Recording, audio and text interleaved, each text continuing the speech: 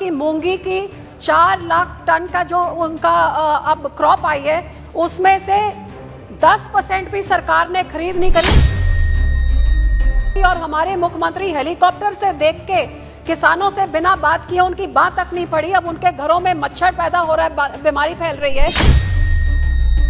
कि केंद्र इस बारी किसानों की बात पड़े और ये किसान जो देश का पेट पालने का सबसे बड़ा योगदान डालता है, आप पंजाब के किसानों को कोई कॉम्पेंसेशन बहुत धन्यवाद। सर, मेरे क्षेत्र में पिछले कुछ समय से किसानों के ऊपर बहुत बड़ी तकलीफ मुसीबत आई हुई है। सर, आप जानते हैं कि कुछ समय पिछले क्रॉप में जब वीट था तो मार्च के महीने में इतनी गर्मी आ गई कि उसका ग्रेन सुकड़ गया, उसकी आउटपुट कम हुई और जब उसको एक्सपोर्ट करके 2 पैसे मिलने थे तो सरकार ने बैन लगा दी। अब सर दूसरी क्रॉप आई है तो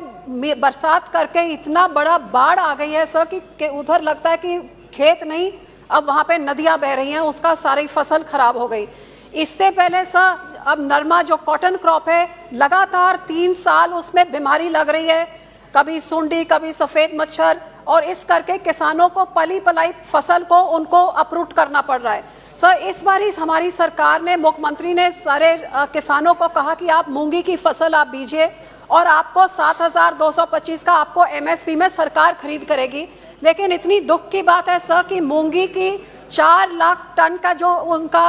अब क्रॉप आई है उसमें से